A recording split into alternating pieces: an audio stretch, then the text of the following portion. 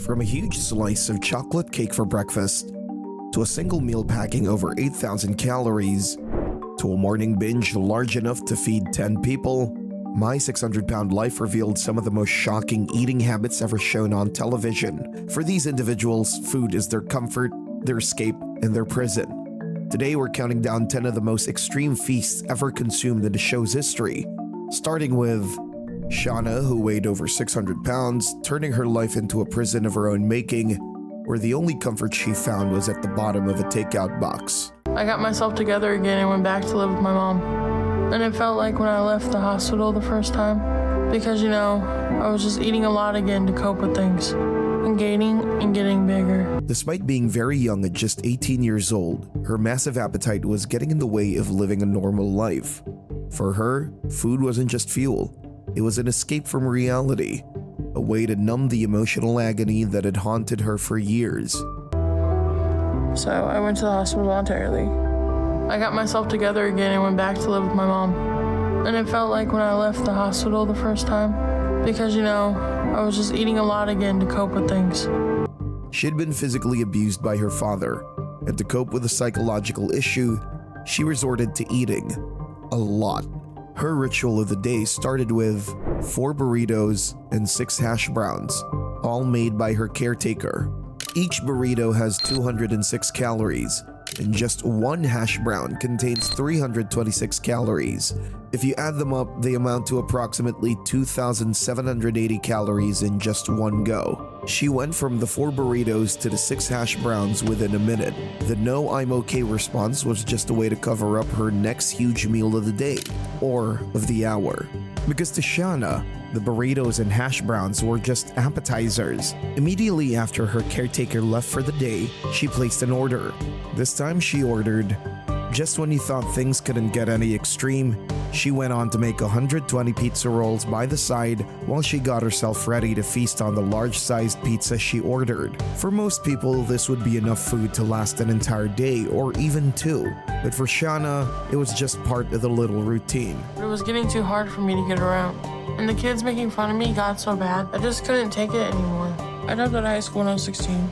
But being out of school, I just got worse and so depressed that I had a mental breakdown. After taking a few bites from the pizza roll, she shifted to the massive pizza, gulping it slice by slice, thinking about the next food she would have after this family-sized snack. Shauna couldn't just stop. She kept on eating with no signs of slowing down, from a full slice to just a few slices left in one sitting. She also cleared up the side dish. Watching her eat these alone sparked a lot of reactions on social media. One viewer said, "My stomach hurts watching her eat so much." But she wasn't done just yet. Immediately, she continued her binge, eating up the juicy cinnamon. She continued with the pizza on the side, gaining more calories on each bite. About an hour later, her mother arrived, not with words of concern, but with more food. In a tragic display of enabling, she presented Shauna with another whole pizza and a massive freshly made meatloaf. As soon as it was ready, she said, Everything's getting harder and worse every day, so I can't keep living like this. Everything has to change. Everything. And I'm running out of time to do that. Without hesitation, Shauna bit into a large portion of the second pizza before tearing into the meatloaf while at it. She consumed an estimated 2 pounds of it in one sitting. For Shauna, this wasn't just a meal. It was a desperate cycle.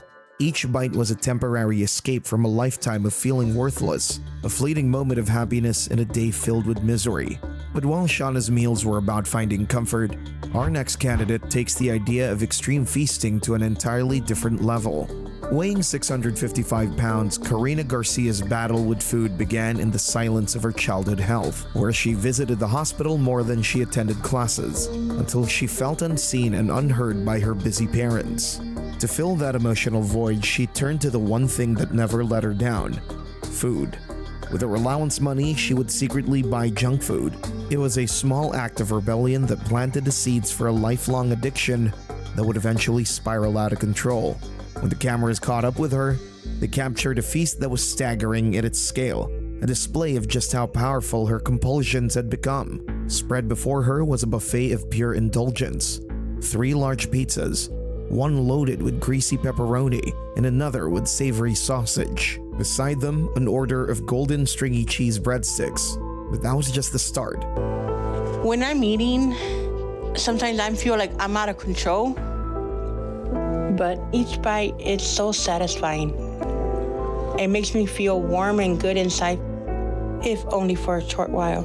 The centerpiece of her binge was a tray of 20 Chipotle honey wings, and for the finale, a giant double chocolate chip brownie, promising one final rush of sugar.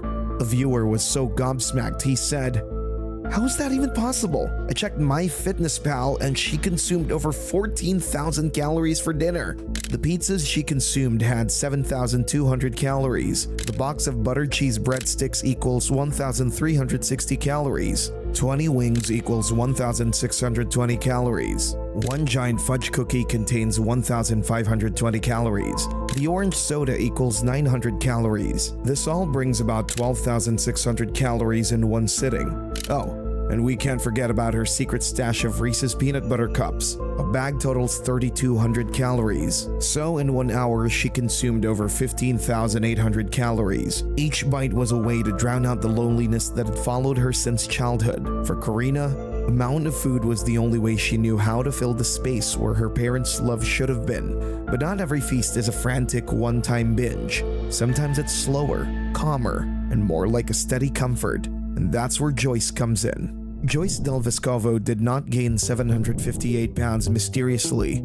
It started during her stay with her grandmother as a child. When her mother came visiting and found out how big she had gotten, she wasn't pleased at all. Her relationship with food wasn't just an unhealthy habit, it was a lifelong addiction, ingrained in her since childhood, when sweets and junk food were used as rewards. This pattern bled into her adult life, creating a constant thought of the meal of the day as soon as she completed normal tasks like bathing. After that, her paid friend, Dawn, would take over with the rest of her binge routine. Dawn moved in to provide full-time care, and for 3 years, Joyce hadn't stepped a foot out of the house. As soon as Dawn brought out 4 takeout containers, she could not wait to sink the food into her body. This meal included bacon, eggs, sausage, home fries, and a bottle of ketchup, all of which packed over 2,000 calories. When viewers saw her settle in for a meal, it was clear that for Joyce, extreme eating was as easy as breathing air.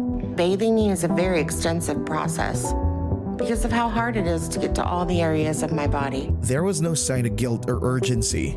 Instead, she sat comfortably with a spread that would overwhelm an entire family. Some hours after having her mountainous breakfast, she was about to have her next feast, and that's where her enabling mother came into the picture to cook some food, which turned out to be just as unhealthy as her other meals. These 600-pound lifers are always enabled by their caretakers. She demanded a large amount of food that made her mother livid, but she didn't know what else to do. Her mother said she was scared, but continued to bring over 2 heaping plates of lasagna with 3 pieces of Texas toast and what happened to be some Italian sausage. From the lasagna to the toast to the sausages, she kept eating. These meals alone amount to about 3,500 calories. Her 4-tray meal plus the triple portions of the calorie-packed meals were not a moment of weakness. It was a demand. It showed her stubbornness, a way of saying she was still in control even though her body was giving up. While Joyce's feast was a lonely pleasure, our next story shows what happens when extreme eating becomes a shared, almost celebratory event. This is the story of 37-year-old Dominic Hernandez, who was living out of a van with his brother James. His life, in one word, was chaos, but his entire existence revolved around the relentless pursuit of food. It's going to be part of the healing is to prove to yourself that you deserve to have a good life. He blamed his dire circumstances for his lack of control, but for Dominic, food had become more than just survival. It was the only joy and comfort he had left in a world that had seemingly abandoned him. His feasts weren't just meals. They were grand, desperate acts of defiance against his own misery. In one of the most jaw-dropping scenes in the show's history, Dominic and his brother pulled up to a fast food drive-thru and ordered a breakfast that was the dictionary definition of binging. This wasn't a meal for 2, it was a feast for 10. Dominic then turned to his brother, looking for confirmation that they ordered enough food for the 2 of them. After receiving his order, Dominic and his brother decided to feast on the morning breakfast in their car on someone else's block since they were homeless to begin with. For a short time, Dominic and his brother felt like kings, enjoying a big meal that was very different from their usual life of poverty. His triple griddle order contained 2 sausage patties between 2 slices of cheese, a folded egg, and bacon between 2 griddle cakes made with maple syrup. His large big breakfast platters included biscuit, sausage patty, scrambled eggs, and a hash brown. Can I get 6 of the bacon, egg, and cheese biscuits? Okay. 6 hash browns, 2 triple griddles. Can I get 3 of the big breakfasts and a large chocolate shake with whipped cream? And they chose to upgrade to include pancakes. The sheer scale of the order left viewers stunned. One viewer weighed in and said, "I'm not a stranger to binge eating, but I can't manage more than 2 bacon, egg, and cheese biscuit meals." This was a tragic symbol of how Dominic used overwhelming quantities of food to try and fill the emptiness of his life. Dominic's meal was a massive feast eaten at once, but for others, the feast is a more impulsive, non-stop marathon. And that brings us to Lena Reed, to whom food was the only comfort she could rely on. Trapped in a verbally and emotionally abusive marriage, she used heavy meals as a shield to numb the pain. Even as a pharmacy tech of a local hospital that should have known better concerning the implications of being a food addict, she saw food as a continuous act of self-soothing. Her addiction had become so powerful that the concept of being full had lost all meaning, leading to one of the most telling displays of compulsive eating on the show. The cameras captured Lena when she made a drive-thru at McDonald's and ordered. Immediately, she got the order, she drove to work, and while she was at the car park, she unpacked her food and ate the griddles, followed by the hash browns, and then the cookies. For anyone else, this would have marked the end of eating for at least a day, but for Lena, it was merely a snack.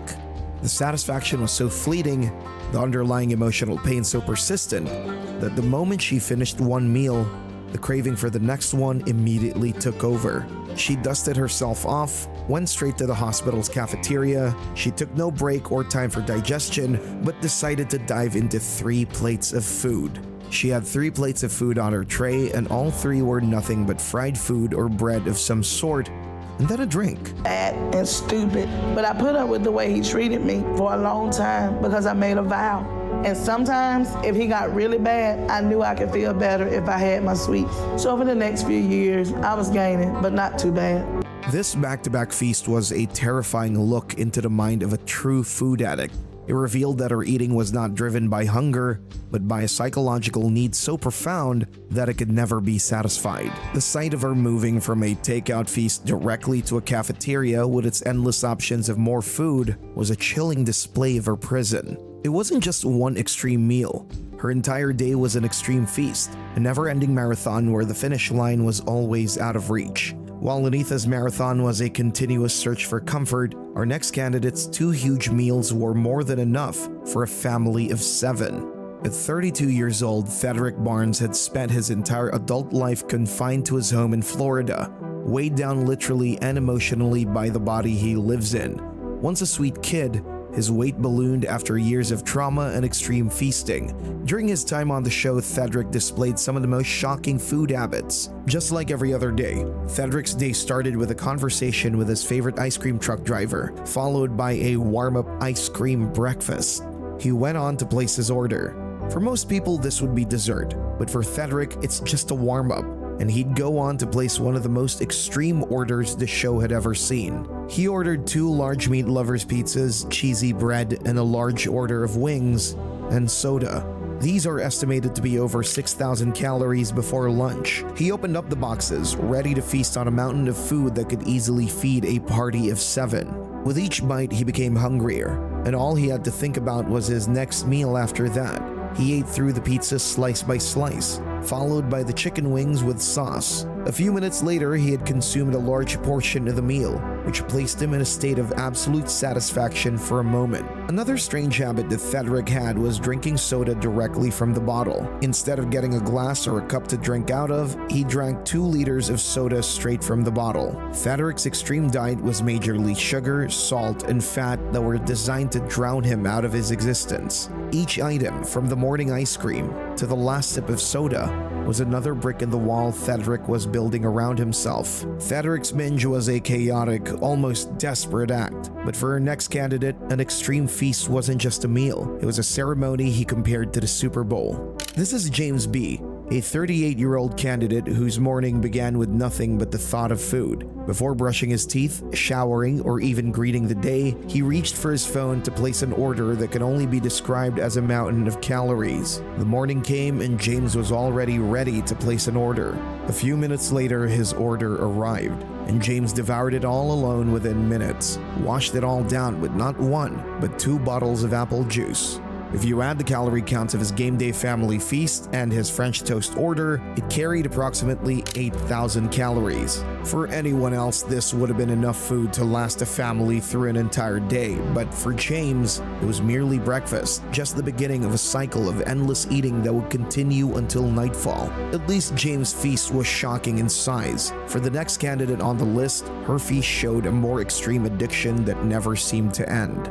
The eating addiction of Bethany was one that many viewers of the show might consider ironic, as she was a former addiction counselor with a master's degree in psychology, yet she could not use her intellectual tools to stop her own eating addiction. It was her impatient, desperate needs that set the tone for the rest of the day. Before her first child, Isabella, could even finish cooking her actual breakfast of 3 eggs and toast, Bethany demanded a honey bun, a muffin, and a packet of crackers to keep her waiting for breakfast. The true scale of her addiction came at dinner, where she received a massive order of 2 pizzas and a huge box containing around 15 slices of garlic bread. While she offered a token slice to her daughters, the vast majority is hers alone. As she sat in her recliner, consuming slice after slice of pizza and bread, the calorie count for this single sitting skyrocketed to an estimated 8,000. This was Bethany's extreme feast, but the next case took things even further, with portions so massive they looked fit for an entire family reunion. The opening scenes of Chris Parsons' journey started off with a staggering breakfast that looked more than sufficient to feed a large family. Spread before him were 4 giant plates of burritos. He sat down on his cooler in the kitchen, feasting on each gigantic burrito one at a time until there was nothing left. But the feast didn't end there, as it was about to go more extreme with his eating addiction. He followed this mammoth breakfast with another course, a huge family-sized container of spaghetti, which he ate directly from the Tupperware with bread. Just like he did with the plates of burritos, he consumed his meal within minutes. To wash this all down, he drank a gallon of milk. While Chris's feast was stunning with his sheer plate size, this next patient's binges proved that some of the most extreme feasts occurred not in one kitchen, but across multiple drive-thrus in a single day.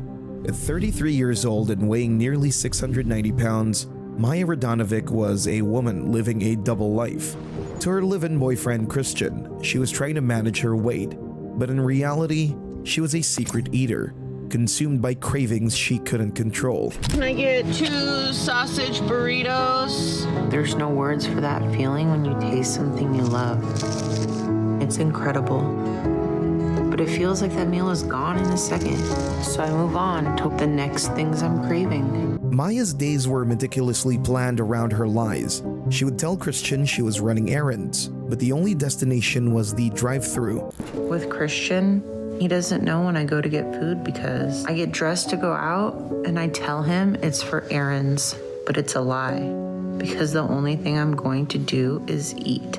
This wasn't just a single stop for a quick meal. It was a horrifying multi-stage binge. She admitted she wouldn't just go to one restaurant on a single trip. Viewers got a front row seat to one of these errands. The first stop was McDonald's, where she placed a ridiculous order for herself. This breakfast alone clocked in at over 1,200 calories, but it was merely an appetizer. Immediately after, she pulled into an Arby's, the craving still insatiable. There, she ordered a beef and cheddar sandwich, a jalapeno roast beef slider, and an ultimate BLT. For Maya, the feeling of satisfaction from one meal was gone in a second, pushing her to immediately seek out the next thing she craved. Maya's food spread looked massive, with fast food piled high in the front seat. But compared to our next case, they almost seemed small. Dolly wasn't just one of the most memorable patients on My 600-Pound Life. Her story felt like a never-ending roller coaster of food, enablers, and chaos. All right, well, now I've lost a total of about 40 pounds, so I'm hoping I should be enough for Dr. Now. So does this mean that you're saying yes to my surgery? I just have to get... And her morning set the tone for everything. Imagine waking up and frying 15 eggs and 20 sausage links, smothering them with cheese, and then casually calling it breakfast. For Dolly, food wasn't just a comfort, and you could easily see it in the way her eyes lit up at the grocery store, like a kid in a candy shop. She stacked the cart with junk and spent $200 on snacks, even though she was unemployed. And these giant meals she prepared were not just for herself. Cheyenne was more than a friend. She was essentially Dolly's caretaker and enabler. Even on the way to see Dr. Now, Dolly couldn't resist. Live with my mother, but my best friend Cheyenne helps me when she's here sometimes. I met Dolly over the internet, but the moment I met her, it was just like a spark, like I known her my whole life. She stopped for fast food and clutched a giant Baja Blast in the car right before her weigh-in. When Dr. Now asked her to cut the junk, Dolly agreed to try. But in a few days, she was back in the kitchen, drowning broccoli in neon yellow cheese sauce and grilling ham steaks like nothing had changed. But Dolly's feast wasn't just about eating. It was also tied to her messy relationships. From abandoning her best friend for a new boyfriend, to living off her partner's disability check in a hotel room, to rebelling against her mom for throwing out her junk food. Every twist in her life was mirrored in her eating. The more chaotic her relationships, the more chaotic her meals became. In the end, Dolly's episode wasn't just about overeating. It was about how food became her entire identity, her excuse, and her downfall. While Dolly's episode showed us how extreme breakfast could be in My 600-Pound Life, our next case goes even further with meals that were full-blown banquets. Meet Mike, a 37-year-old from Ohio who weighed 745 pounds at the start of his journey. By this point, his life was stripped down to sleeping and eating. I don't have any windows or anything to see outside into the world, so I lose track of the day easily. All the days just seem to blend together. I just want to hide in the basement and not move and forget what my life is like for a little bit. Days blended together until the only thing breaking the monotony was the arrival of another massive food delivery. What can I do for you? I got a pretty big order, so... Okay, not a problem. The first one, I'm going to get the Lumberjack Slam Pack. One of those ultimate omelets. Okay. Can I get cheese in my hash browns with that one? Order the cinnamon roll pancakes. Will there be anything else? The double moons over my hammy sandwich. And his idea of breakfast was a haul from Denny's so massive it could feed a small crowd. For Mike, this was just a starter meal to kick off his morning. Watching him devour it, you can almost see the comfort, the relief that came with every single bite. But Mike wasn't always like this. Back when he was younger, his size gave him dominance on the field. But when a medical condition ended his career, his sense of identity collapsed, and food stepped in to fill the void. And that addiction didn't stop, even when his life was literally on the line. On his way to Houston to see Dr. Now, Mike turned the road into a buffet. For him, this wasn't indulgence, it was survival. I need a venti shaken espresso with light ice, 6 pumps of the white chocolate mocha syrup, 3 Splenda, and the extra heavy cream. And that's it. When he finally stepped into Dr. Now's office, the scales didn't lie. While Mike had been through his fair share of difficulties in life, he couldn't keep hiding behind trauma as excuses. But to his credit, he listened. And even though he still had a long road ahead, his story stands out because unlike so many others, he actually managed to crawl out of that basement and start living again. Mike's feasts were like a football player's banquet gone wrong, but our next case makes Mike's road trip buffets look tame.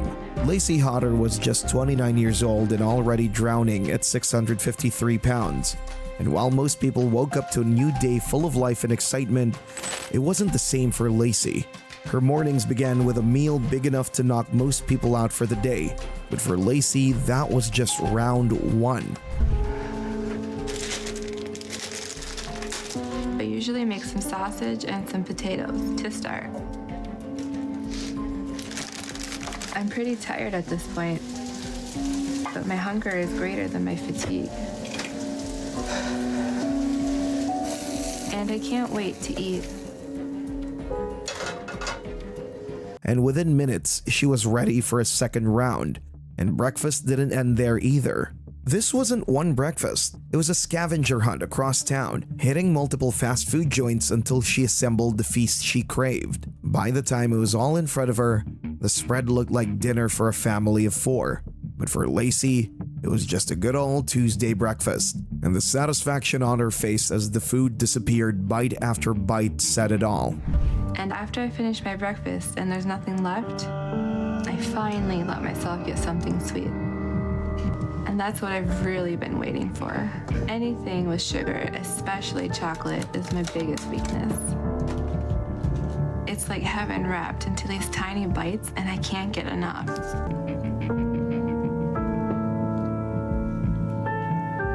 But the second her plate was empty, the cycle began again, with her thinking about the next meal. It was chew, swallow, repeat.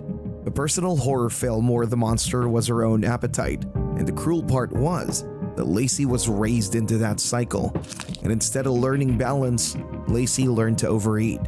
Add in her parents' toxic marriage, and food became more of her coping mechanism. By the time she visited Dr. Now's office, it was obvious that she was running out of time. Therapy forced her to face the truth about her addiction. Her feasts might be some of the most extreme the show has ever seen, not just for their size, but because of how frequently the need to eat had become. Lacy's feasts were fueled by chocolate cravings and fast food runs that spiraled out of control. But Isaac's story takes that same obsession and blows it up to a whole new level. My life has become such a struggle because of my size. Everything is hard. And I'm so big now, even simple tasks like getting dressed can be a big chore for me. Isaac Martinez from Hutchins, Texas had become a prisoner in his own body. At 661 pounds, even standing was too much for him to handle. And it was becoming so bad that his one job in the house was starting to get too difficult. Harder to move and harder to breathe. And so it's getting worse. And I'm basically at this point homebound. Right now, I feel that I'm living a life that's very limited because the weight has kept me stagnant. He started his mornings with making a breakfast spread fit for a small party. And for most people, this would be a once-in-a-year brunch spread. But for Isaac, it was a light, normal breakfast. There's no denying that behind every bite was the truth. Food was his only comfort. I do feel like I have a special connection with food, but I do like eating too. After I finish eating, I have a feeling of satisfaction. I feel good, I feel full, and I'm happy. Rain or shine, food will be food. But his food addiction was doing more harm than good, and he wasn't doing it alone. His family joined him in these calorie bomb meals. They asked him to cook, they ate alongside him, they even encouraged the takeout runs. It was enabling disguised as love, and Isaac was trapped in the middle. But here's where Isaac's story was different from most. Unlike many others, he wasn't bullied because of his weight in high school. In fact, he was popular. But behind that smile, food was always how he felt good. And when tragedy hit, food became the only place he could lay his own pain down. Even on his way to see Dr. Now, he couldn't resist his cravings. But to him, leaving food behind would be like losing his only friend. Thank you. You're welcome. You have a great day. Thank you, you too. Food has been like a companion for me my whole life. Even a friend, I'd say. And saying goodbye to a friend is gonna be hard. I know it is. But I'm ready to do that now. He finally went into therapy and was able to come to terms with his past. Despite Isaac's extreme feasts, his story wasn't just about food. It was about a young man who gave up his childhood to save his family and was now trying against all odds to save himself. Isaac's breakfast was jaw-dropping, but at least it was for the entire family. Her next case starts her morning with a feast so big, it looked like a diner exploded in her kitchen. Crystal A was 36 years old and weighed 618 pounds. Her mornings began with a breakfast that looked more like a chef's special spread. Food is a form of love and expression for me. That's just how I was raised. But it's a double-edged sword at times. From freshly baked breads to sausages, nothing was left off her fully stacked plate. I'm so happy. Come on, you gotta sing it too. Despite the fully stacked plate, this was just Crystal's first meal of the day. And then she goes further to gobble even more calorie-filled desserts to round up her breakfast meal. And beside her, Jonathan, her so-called food buddy, made sure the portions never ran short. Well, if she was to ask me right now to get her whatever she wanted to ask me right now to get her, I will give it to her. For Crystal, these meals weren't just about hunger. Food brought comfort because when I would eat what she served, I felt loved and accepted by her. She admitted she knew what was wrong, but didn't stop the cycle. It's all linked to past emotional trauma, stress eating. It's a form of a coping mechanism that I'm aware that I do have. When Crystal finally made the decision to see Dr. Now, it became pretty obvious she had to make changes quickly. Looking back at her daily feasts, it wasn't hard to see how she ended up here. The real question was whether she could give them up before it was too late. You know what you're doing wrong. I do. So what are you willing to do to change that? I need to do portion control and I need to choose better options. Crystal's breakfasts alone could have fed a family comfortably, but believe it or not, she was actually able to see the wrong in her ways and became one of the few approved for weight loss surgery. You lost 36 pounds, so Yes. that's good. Well, you're doing great. Since you lost that, I'm going to approve you for weight loss surgery. Oh, that's really good news. Thank you. Okay? Thank you. While Crystal A was eating meals made for families of 4 for just breakfast, our next story was about to binge eat herself to the grave. At 34, Crystal Hall was trapped not just by her weight, but by a body that had become overwhelmed from it all. My body is in such bad shape now, and I have all these medical conditions making everything worse for me. You know, first it started with things like joint pain, and it's been hard to breathe when I do too much. I have high blood pressure. I have major stomach issues. Parts of my stomach have nerve damage. Every day was a new reminder that she was running out of time, and yet her one constant was food. From Chinese takeout for breakfast to fried noodles with oil pooling in the corners of the container, Crystal ate like the day was already over before it began. Despite her decision to go see Dr. Now for help, the road to Houston turned into 5-stop marathons. Crystal had turned to food after a dark experience when she was a child. Because he was physically abusive to me and my sisters. I have 2 sisters, and when my mom wasn't around, he would beat all of us. And then his brother would come over and do even worse to us. He would molest me and my sisters. So I lived in constant terror then because I wasn't safe anywhere. So I just tried to escape, and food became that for me. And by adulthood, food was the only option she used to dull the pain. But while Crystal's poor choices have already derailed her life, it was obvious that these extreme feasts were also starting to affect her son. I hate how I'm passing on how I eat to Josh. And what I'm doing to myself is starting to affect his health. Because Josh will eat large amounts of food for somebody his age and size. What he's doing is a learned behavior, and he learned it from me, his mom. And I can't live with myself if he ends up like me. By the time Crystal reaches Dr. Now, things were not looking so good. Crystal's feasts are some of the most shocking on the show. Chinese takeout in the morning, fried chicken on the road, meals stacked on top of meals. And yet, her story ended with a flicker of hope. You lost 91 pounds. So that's good. Do you feel a big difference in your day-to-day with that? Yeah, I'm able to get around easier, and I can walk for longer before I get tired. Despite how Crystal's feast might be extremely shocking, her next case puts the banquet to breakfast with cartons of every calorie-filled junk he can find.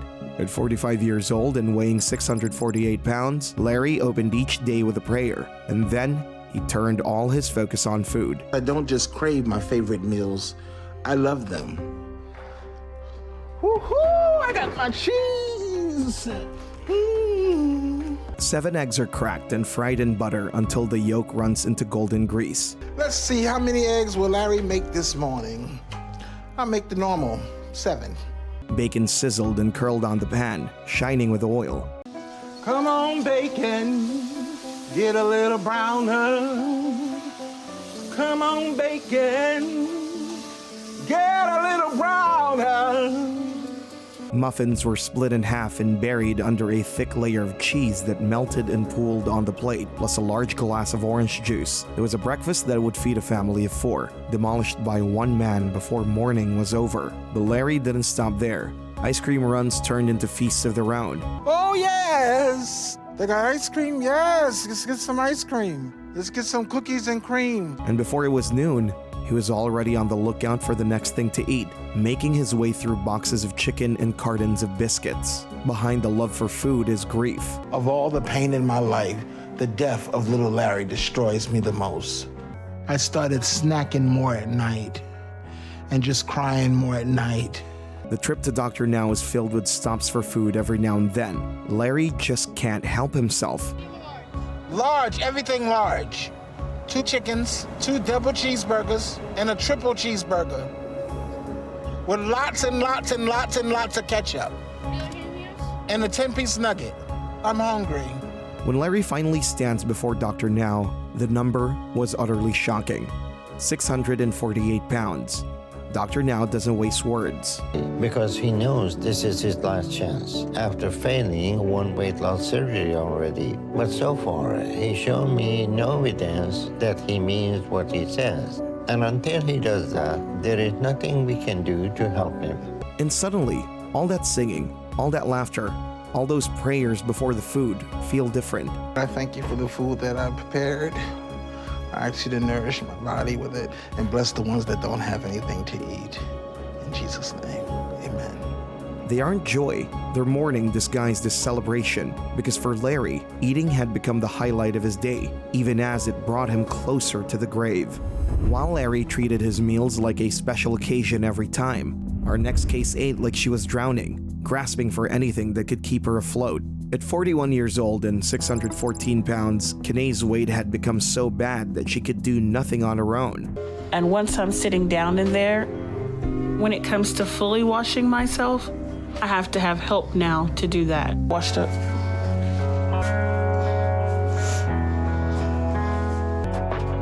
But once I'm done, I'm extremely tired and in a lot of pain from all of it.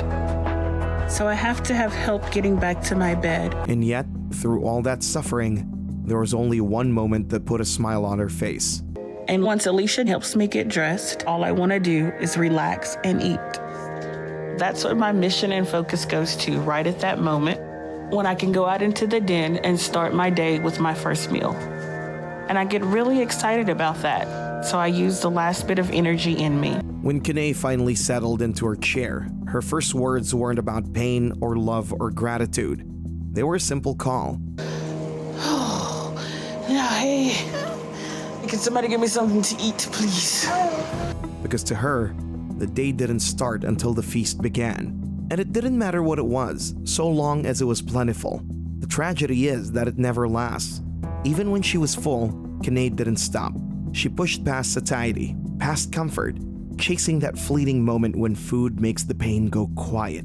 After the first round of breakfast, she was always ready for the real deal, with her family helping her eat herself to oblivion. Her family loved her, but love here takes a dangerous shape. They shopped for her, cooked for her, cleaned for her, and enabled her every craving.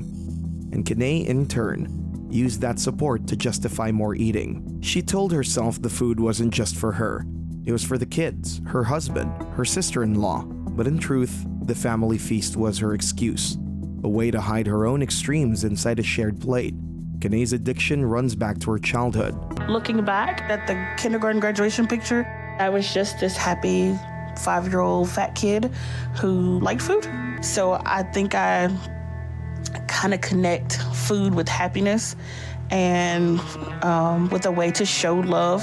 And when life turned cruel, from infertility to the death of her mother, food became the one reliable thing that never left her side. And that got worse when I was 35 because I lost my mom on top of all of this. If your mother is living, there's no way for me to explain it to you. The pain that comes with losing your mother, it's horrendous. So when Dr. Now finally saw her, it's not just a number on the scale.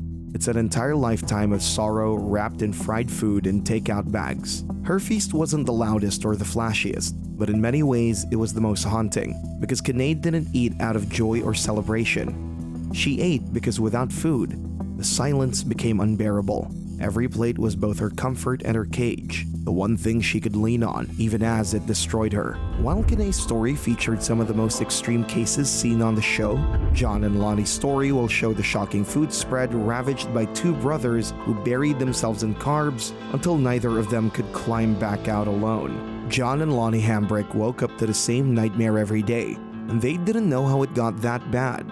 For John, it had gotten so bad that he couldn't even sleep like a normal person anymore. I can't sleep laying down, I can't breathe. My weight smothers me. So for almost 8 years. John's morning routine was not easy, but he pushed himself through it because he knew there was food at the other end. So I want to do it myself. But I can't do much. When I first stand up, I get a little dizzy. And the first steps in the morning are hard. Immediately he's done. He can't wait to get his hands on some food. So this is the worst and scariest part of my day. And I just want to get it over with as quick as possible so I can rest and eat. John always started with his first part of breakfast, which he quickly gobbled as if he's at a competition with an invisible friend. You watch him eat. It is not just calories you count. It's time, opportunity, and the life he's trading for an immediate but fleeting relief. But that's just the first meal, because for the second course, he crammed his plate full with a mountain of food. Lonnie's story is stitched into the same cloth. Being sick as a child, marked by seizures and a brain tumor, he learned early that pain brings attention and food brings comfort. I definitely got special attention from my mother because I was sick. And her paying so much attention to me really put a wedge between mine and John's relationship. Their childhood home was filled with absence. Me and my older brother, Lonnie, my dad was a truck driver. He got addicted to speed so he could stay awake and drive a truck. And he chose drugs over his family. With my dad gone, though, it meant my mom had to start working a lot to provide for us. So she ended up not being around either. But the brothers learned to fill empty hours with whatever they could swallow. But how they showed us love was by feeding us and making sure we had whatever we wanted to eat. Food made me feel great, so it became my best friend. Lonnie's eating habits were not far behind John's. John and Lonnie's days looked like slow-motion conversations with their appetites. They planned a road trip to Houston with pockets full of snacks, as if the journey itself must be fueled by junk. But Dr. Now's office made them truly come to terms with how bad their condition had gotten. With the truth laid bare, it was obvious that some changes had to be made. Because your bodies are getting close to the limit, especially you, John. Your wife and your brother are going to be burying you soon if you don't change things now. Okay. And you won't be too far behind him, Lonnie, if you keep going like this. Okay? So the time to change for you both is now, before your situations get even worse. The siblings were finally able to confront the history and mental part of their addiction. You're forever changed, and I'm so happy for you that you've been able to embrace your true self. Compared to John and Lonnie, our next case takes things a step further. His story is less about single mountains of food on a plate and more about an endless cycle of cravings, where the day begins and ends with the thought of the next bite. At 47 and 627 pounds, Juan Adams' mornings began with a family breakfast that could feed 3 people. From the mound of scrambled eggs that spilled over the plate to the thick strips of bacon glistening in grease, buttery croissants squeezed in at the edge, and breakfast potatoes fried alongside sausages, every inch of his plate is filled to the brim. And to wash it down, he took not 1 cup, but 2 cups of sweet drinks, sipped back to back until the food could settle. You want some more juice? Yeah. Before noon, Juan was already on the lookout for the next batch of calories he could consume. But I'm addicted to food. And it's impossible for me to lose weight because I've tried too many times on my own. Even trips outside the house revolved around food. Groceries meant snacks and junk food. Every aisle a temptation his family helped load into the cart. It's hard for me to tell him no because I like to see him happy. You can look at it as me being an enabler, but I look at it as just helping out my brother. They knew his addiction was killing him, but saying no felt impossible when love had always been served on a plate. There's a lot of things that if I would have known, I would have done better. If I would always tell him, like, to slow down a little bit, but I did it in a loving way. But like I said, I could have done better by showing him. The depth of his addiction came out most on the Houston trip. He was supposed to be heading for his future, to sit in front of Dr. Now and prove he was ready to change. But hours into the drive, his craving took over. We've made it to my favorite restaurant.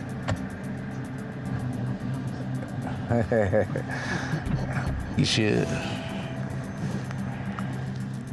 Let me get 1 pork boudin, 3 seafood, 2 crawfish balls, 2 pepper jack boudin balls. It's obvious Juan was not holding back. His fried, greasy, steaming meals are laid out in front of him like a farewell party to his old life, and he devoured it completely. The food is out of this world. I wish I just could keep eating to make the pain go away. It's not just a cheat meal. It's an act of surrender, showing how strong food's grip really is. By the time he made it to Houston, he was swollen, exhausted, and facing the scale with his stomach still full. For Juan, eating wasn't about celebration or joy. It was about survival. In order to be able to avoid everything I was feeling, that void of, my father not being present in my life, I would cope by eating more. So because we were so young, we couldn't do anything about it. I felt angry a lot. I felt sad.